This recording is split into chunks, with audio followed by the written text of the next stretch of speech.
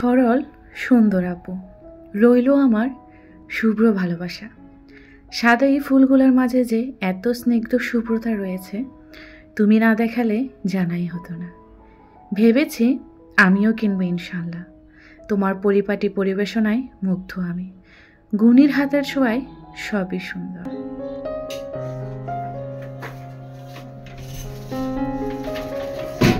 Previous ব্লগটাতে আমার এক প্রিয় একজন ভিউয়ার্স আপু আমাকে সুন্দর কমেন্টটা করেছে।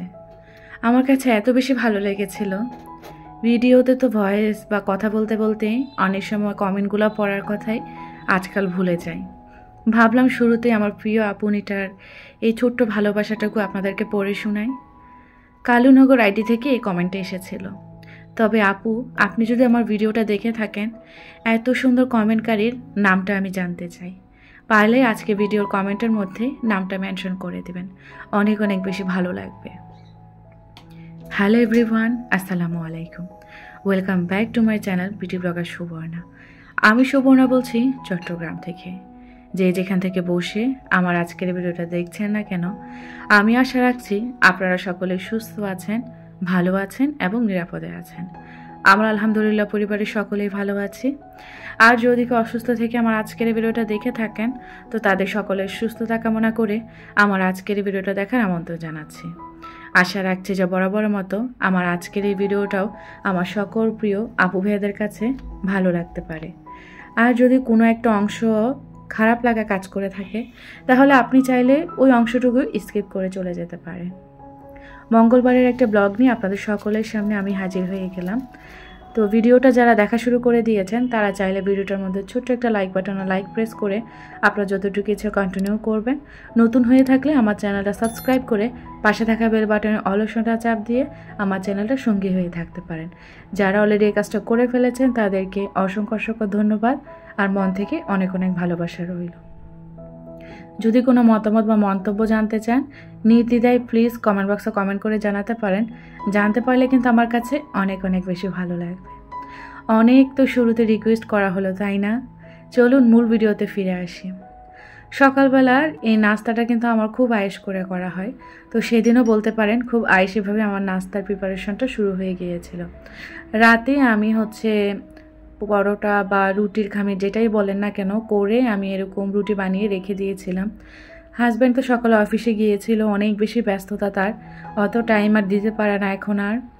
তো নিজের জন্য 2টা পরোটা আমি সেঁকে নিয়েছি। তবে তাওয়াটা যে চুলায় বসিয়েছি এত বেশি গরম হয়ে গিয়েছিল, প্রথমে পরোটাটা একদমই একটু পোড়া পোড়া হয়ে গিয়েছে। তবে খাওয়ার মতো পরিস্থিতি ছিল।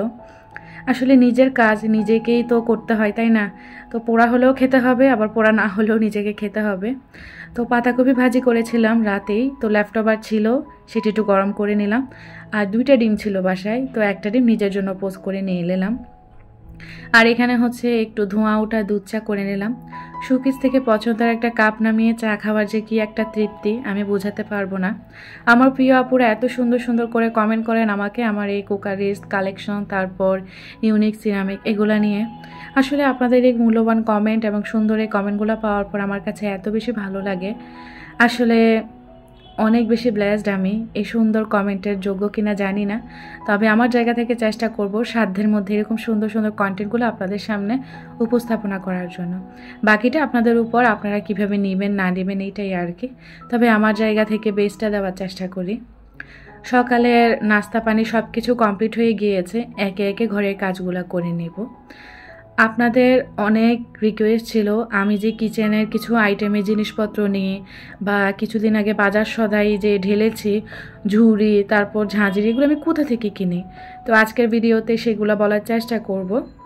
আচ্ছা, ইদানিং কিন্তু চট্টগ্রাম শহরে খুব বেশি শীত পড়ছে। জানি না আপনাদের কোন কোন এরিয়াতে কেমন শীত পড়ছে, জানাতে পারেন পারলে। আমার কাছে তো এই গরম লাগছে, এই শীত লাগছে। সকাল থেকে এক গাদা ধোয়াপালি হয়েছিল। রান্না কী করবো সেগুলো একটু রেডি করে রাখলাম, মানে মাছ নামিয়ে রাখলাম, পেঁয়াজ টেয়াজ এগুলো রেডি করে রাখলাম। ভাবলাম সেকেন্ড বেডরুমের বেডসেটটা ধুয়েছিলাম আর বেডসেট পাতা হয়নি, শুরুতেই বেডসেটের এই শ্যুটগুলো করেছিলাম, তবে আমার হাতের ছোঁয়ায় ক্যামেরা আর অন হয়নি। হঠাৎ করে অল্প একটু করার পর মনে হলো কী রে, ভিডিও কোথায়, ক্যামেরা তো ওরকম স্টপ হয়ে পড়ে আছে। পরে আর কি দেখার পর ওখান থেকে আবার স্টার্ট করলাম। কে আবার বলেন তো বেডসেট উঠাবে আবার গুছাবে, এত কাজ করার এত টাইম ছিল না সেদিন। তো যতটুকু থেকে ক্যামেরাটা মনে হলো যে স্টপ, ওখান থেকে আবার স্টার্ট করে দিলাম কাজকর্ম। আমার এই লাল বেডশিটটা আমার আম্মু দিয়েছিল আমাকে অনেক আগে, এখনও কালার গ্যারান্টি সব কিছু ঠিকঠাক। ওই যে ক্লাসিক্যাল হোমটেক্সের কাপড়, হোমটেক্সের যে কোনো কাপড় এত বেশি ভালো, মানে এত বছর হয়ে গিয়েছে, আমার বাচ্চাগুলো তখনও হয়নি, আমার মা তো নতুন সংসার, তো বুঝেন এত বছর এখনও রং গ্যারান্টি সব কিছু ট্যাক্সই আছে। আসলে জিনিস বলে না যত্নের উপর টিকে, যত্ন করেছে বলেই মনে হয় রত্ন মিলেছে। আপনাদের সাথে কথা বলতে বলতেই আমার বেডটা গোছানো হয়ে গিয়েছে। আমার মেয়ে আমাকে বলে দিয়েছে, মা এই খাটে যেহেতু আমি প্রায় সময় ঘুমাই, আমার এই বেডের উপর আমার পছন্দের পুতুলগুলো রেখে দেবে। যাক, ওর দুটো পুতুল এখানে রেখে দিলাম, বাকি সব পুতুল হচ্ছে ও সোফাতে রাখে, মানে ওর পছন্দের যেগুলো ওগুলো হচ্ছে সোফাতে রাখে। তবে এই দুইটা দিয়ে দেখা যায় কি কোনো ছোটো বাচ্চা টাচ্চা আসলে, ওর বান্ধবীরা আসলে তখন ওইগুলা দেয়। তো আমাকে বলেছে এই দুইটা এখানে সরিয়ে রাখার জন্য, তো সেটাই করেছি। খুব সিম্পলভাবে বেডটা আমি গুছিয়ে নিয়েছি। আগের কিছু কাপড় চোপড় ছিল ওয়াশিং মেশিনে দেওয়া হয়েছিল, সেগুলো বেলকুনি থেকে এনে এই রুমে এনে রাখলাম। ভাবলাম এখনই সাথে সাথে যদি না গুছিয়ে রাখি একদম বোটে ছোটে একশের হয়ে থাকবে। আজকে আর কাপড় কোনোটাই ইস্ত্রি করব না, আজকে নর্মালভাবে এভাবে রেখে দিব। যদি কখনো সময় পাই তাহলে মূলত বলতে পারেন ইস্ত্রি করে নিব আর কি। বেডশিটগুলো যদি একটু সুন্দর ফিনিশিং না দেওয়া থাকে বেডের মধ্যে, আমার আবার ভালো লাগে না, বটা ছটা একদমই ভালো লাগে না আর কি, এটাই। তো এখানে হচ্ছে কাপড় চোপড়গুলো গুছিয়ে জায়গা মতো ফিট করে রাখলাম।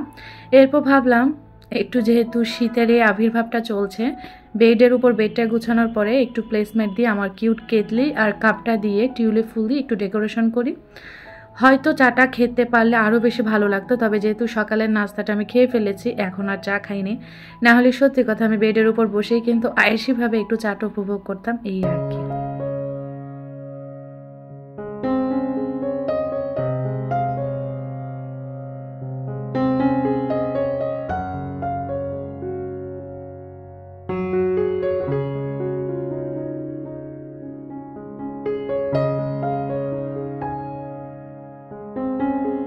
আমার যে বেডটা আছে, বেডের যে অংশটাতে একটু বিট টাইপের আছে, আমি চেষ্টা করেছি ক্রাফট পান্ডা অনলাইন থেকে কেনা যে স্টুলটা এটা রাখার জন্য। এটা আসলে ঘরে নানাচে কানাচে আমি অর্গানাইজ করে রাখি। ভালো এবারে না হয় খাটের বিটের উপরে রেখে আমার টিউলিপের যে সিরামিকের ফ্লাওয়ার ভাসটা আছে ওটা রেখে দিই, দেখি কেমন লাগে। নিত্য নতুনভাবে ঘর সাজাতে আমার বরাবরই পছন্দ, তো এইবারও সেটাই করেছি। আর আমার একটা হচ্ছে ফ্রেম আছে ক্যানভাস আর কি, তো ওটার আবার পিছনে যে রশিটা এটা ছিঁড়ে গিয়েছে টাঙ্গাতে টাঙ্গাতে, এখন আর টাঙ্গানোর মতো পরিস্থিতিতেই নেই, তো এই জন্য বিটের উপর এইভাবেই আমি সাজিয়ে রাখি, দেখতেও ভালো লাগে। এই রুমটাতে তেমন নামাজ কালাম আমার পড়া হয় না, খুবই হরহামেশা, এই জন্য ছবি জাতীয় জিনিসগুলো ওই রুমে স্থান দেওয়া হয়েছে আর কি। আদারওয়াইজ আমার বেডরুমে দেখবেন, মাস্টার বেডরুমে ছবি জাতীয় কিছু ওরকম নেই, কারণ ওই রুমটাতে বেশি টাইম স্পেন্ড করা হয় আমার, এই আর কি। ঘরের টুকটাক কাজকর্ম শেষ, যতটুকু সম্ভব ভিডিও ক্যাপচার করা অতটুকু করে নিলাম। সুন্দর করে বেডরুমটা গুছিয়ে দেন রান্নাবান্না করতে যাব। ভাবলাম আমার আপুদের কিছু ইনকোয়ারি ছিল, সেগুলো একটু ফিল আপ করে ফেলি। আপনারা অনেকেই এইসব এই ঝুড়ি টুড়িগুলো নিয়ে আমাকে এত বেশি প্রশ্ন করেন, ভাবলাম যেগুলো নিয়ে একটু প্রশ্ন এসেছে সেগুলো না হয় একটু শেয়ার করে। তো এইখানে যে ফোল্ডিং যে ঝুড়িটা, এটা হচ্ছে আমি আরএফএল থেকে কিনেছিলাম, আবার হচ্ছে কিছু আমি দারাজ থেকে কিনেছি। আবার এই যে ব্যাটারি জিনিসগুলো নিয়ে এত বেশি প্রশ্ন আসে আপনাদের, তো এই যে ঝুড়িটা আমি ধরে আছি, এটা হচ্ছে ইদানিং বেশি প্রশ্ন এসেছে আমার কাছে, আমার মেসেঞ্জারও প্রশ্ন এসেছে আমার পেজ থেকে, বিডি ব্লগার সুবর্ণা এই পেজটা থেকে আর কি। তো এটা হচ্ছে আমি আড়ং থেকে কিনেছিলাম, খুবই রিজনেবল প্রাইসে কিনেছি, 200 টাকার ভিতরে মনে হয়। এটা এত বছর হয়ে গিয়েছে আর এত কাজে ইউজ করি, এখনও কি সুন্দর আছে তাই না? আসলে আমি খুব যত্ন করে জিনিসপত্র ইউজ করি, আমি জিনিস নষ্ট হতে দিই না। তো এইখানে যে প্লাস্টিকের যে ঝুড়িগুলো দেখছেন, এগুলো আসলে প্লাস্টিক তো, আর কিচেনে যেহেতু অ্যাডজাস্ট ফ্যান নেই, দেখা যায় কি একটু কয়দিন যদি হাত না দেওয়া হয় এত বেশি তালকাশটা হয়ে যায়। তো আমার যে ওই যে এখানে একটু হালকা পিঙ্ক টাইপের যে ঝুড়িটা ছিল ওটা ওটা একটু তেলকাষ্টে ছিল। এত শীত, এটা যে একটু ওয়াশ করে এনে আপনাদেরকে দেখাবো সুন্দরভাবে সেটার আগ্রহ হয়নি। তো এটাও কিন্তু আরএফএলেও পাওয়া যায়, তবে অনেক আপুর আমাকে বলেন আপু এটা এখন আরএফএলেও পাওয়া যায় না, দারাজেও পাওয়া যায় না। তো যাই হোক, নীল এই ঝুড়িটা নিয়েও প্রশ্ন এসেছিল, অনেক নতুন নতুন আপুর অ্যাড হচ্ছেন, তো তারাই আসলে এই কমেন্টগুলো করে থাকেন। তো নীল যে ঝুড়িটা ছিল প্লাস্টিকের, ওটা কিন্তু চাল ধোয়ার, তবে আমি ফল ফ্রুট সবজি মানে অ্যাক্সেসরি সব কিছু করা যায় কিচেন আইটেমের বলতে পারেন। তো ওটা আমি দারাজ থেকে কিনেছিলাম অনেক আগে। যারা কম বেশি আমার রেগুলার ভিডিও দেখেন তারা জানবেন এইসব জিনিস আমি কিন্তু ব্লগে প্রায়শই দেখিয়ে থাকি এবং বলে থাকি। তবু যারা নতুন অ্যাড হন তাদের জন্য আসলে এগুলো বলা। এরপর যে বড় যে ঝুড়িটা বা ঝাঁঝরিটা ছিল বেতের, ওটা আমি কোথা থেকে কিনেছিলাম, ওটাও আমি দারাজ থেকে কিনেছি অনেক আগে। তখন খুবই কম দাম ছিল। এখন এই জিনিসগুলো এত বেশি ট্রেন্ডি, এত বেশি ভাইরাল বলতে পারেন, এখন সব জায়গায় এগুলোর দাম বেড়ে গিয়েছে। দারাজে আমি খুব কম দাম দিয়ে ওই যে ঝুড়িটা নিয়েছি। এগুলো মূলত আমি শাক সবজি এগুলো নেওয়ার জন্য এবং শাক সবজি ধোয়ার জন্য নিয়েছিলাম। আমি আমার শ্বশুরবাড়িতে গেলে এই জিনিসগুলাতে যখন কাজকর্ম করে, পুকুরে মাছ ধুতে যায়, শাক ধুতে যায়, আমার এত বেশি ভালো লাগে। তো তখন থেকে বলতে পারেন আমার এই গ্রামীণ জিনিসগুলোর প্রতি একটা ফিলিং জন্মে গিয়েছে। তো যখন থেকে আমি আড়ং চিনেছি, আড়ংয়ের এই গ্রামীণ ঐতিহ্যগুলো আমাকে মনে টেনেছে, আঁকড়ে ধরেছে, তখন থেকে বলতে পারেন এই বাঁশ বেতের জিনিসগুলো আমার ঘরে প্রচুর থাকে। আপনারা অনেকে আমাকে এও প্রশ্ন করেন আপু আপনার বেতের সোফাগুলো কত টাকা দিয়ে কিনেছেন, তারপর কত খরচ হয়েছে। আমি ইনশাল্লাহ আমার সোফা নিয়ে ডিটেলস একটা ভিডিও করব, তখন না হয় আপনাদের সাথে শেয়ার করব। তো যাই হোক, আপনারা যারা আমার কিচেনে আইটেমগুলো নিয়ে অনেক বেশি প্রশ্ন করেছেন আমি তাদের জন্য বলে দিয়েছি। আর ওই জিনিসগুলো কিন্তু দাম খুবই কম, 100 থেকে 200 এরকম টাকার ভিতরে।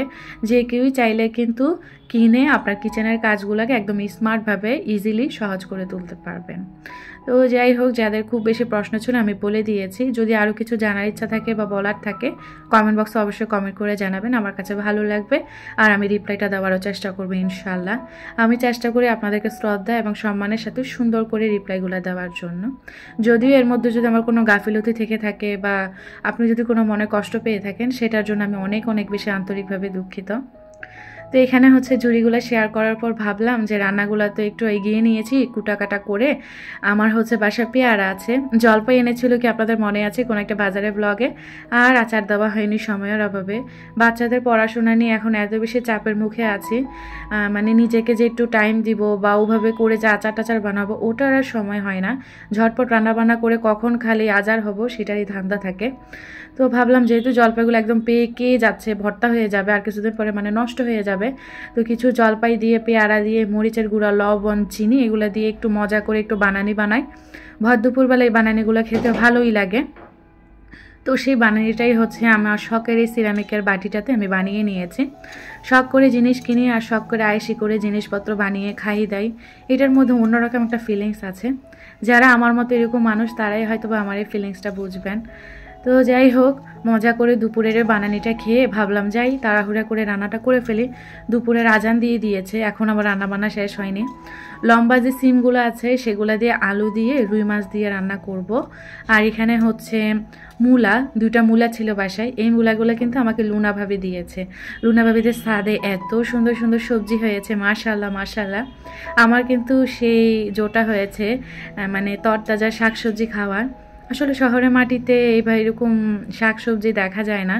তো ছাদ বাগানে যে এত সুন্দর ফ্রেশ টাটকা সবজি কোনো সার টার ছাড়াই যে খেতে পারবো আমি কল্পনা করিনি। ভাবিকে আমার ভিডিওর মাধ্যমে অসংখ্য অসংখ্য ধন্যবাদ ভাবি, আপনার কারণে এরকম তাজা ফ্রেশ সবজি আমি খেতে পেরেছি। তো এখানে 2টা যেহেতু হয়েছে, তো 2টা দিয়ে আমি একটা আলু মিশিয়ে মজা করে মাছ দিয়ে আমি রান্না করে নিচ্ছি। এত বেশি মজা হয়েছে আমি কি বলবো। তো মূলাটাও সেই হয়েছে, আর সিমের তরকারিটা তো লাজবাব, কি বলবো, মুখে লেগে থাকার মতো। কালার দেখেই হয়তো বা বুঝে গিয়েছেন আপনারা। তো যাই হোক, শীতকালীন সিজনে এসব তরি তরকারি খেতে বেশ লাগে। কিন্তু ভাতও হয়ে গিয়েছে, সেঁকা দিয়ে কাউন্টারে রেখে দিয়েছি। রান্নাগুলো হওয়ার পরে একটু ধনিয়া পাতা টমেটো দিয়ে নামানোর পরে বেশ লাগে কিন্তু দেখতে আমার কাছে। আর এখানে টমেটো সিম তারপর নতুন আলু দিয়ে পেঁয়াজ কাঁচামরিচ ধনিয়া পাতা দিয়ে আমি একটা মজা করে ভর্তা বানিয়েছি, সেটাও মেখে সার্ভ করে নিলাম। আর উপর থেকে একটু ডেকোরেশনের জন্য একটু কাঁচামরিচ দিলাম, এই আর কি। আমি আবার ঝাল খেতে খুব পছন্দ করি। একটু সালাদ কেটে নিলাম। আর এখানে বম্বে মরিচ বা নাগা মরিচ, এটা আমার স্বামীর তরফ থেকে আমার জন্য একরাশ ভালোবাসা। সে এখন আমার জন্য এরকম ঝাল ঝাল মরিচ নিয়ে আসে আর আমাকে এসে বলে, সুবর্ণা তোমার জন্য কিন্তু এক গুচ্ছ ভালোবাসা এনেছি। তো যাই হোক, ডাইনিং টেবিলের মধ্যে সাদা এই ফুলগুলার সাথে আমার রান্না তরি তরকারি সব কিছু একদম মিশে সুন্দর একাকার হয়ে গিয়েছে। আমার এই গুছানো কাজকর্মগুলো আপনাদের অনেক বেশি ভালো লেগেছে, তার জন্য আমি অনেক বেশি কৃতজ্ঞ। অনেক অনেক বেশি ভালোবাসা থাকবে আর দোয়া থাকবে, আমার জন্য সকলেই দোয়া রাখবেন। তো এখানে হচ্ছে দুপুরের খাওয়া দাওয়ার জন্য আমরা প্রিপারেশন নিয়ে নিয়েছি, সব কিছু সুন্দর করে ডাইনিং টেবিলে সার্ভ করে নিলাম। দেখতে অন্যরকম লাগছে আর কি, মানে এরকম সার্ভ করা দেখলেই কিন্তু খিদার তৃপ্তটা আরও বেশি বেড়ে যায়। খেতে খেতে বিদায় নিব। সবাই ভালো থাকবেন, সুস্থ থাকবেন, আমাদের জন্য দোয়া রাখবেন। আল্লাহ হাফেজ, আসসালামু আলাইকুম।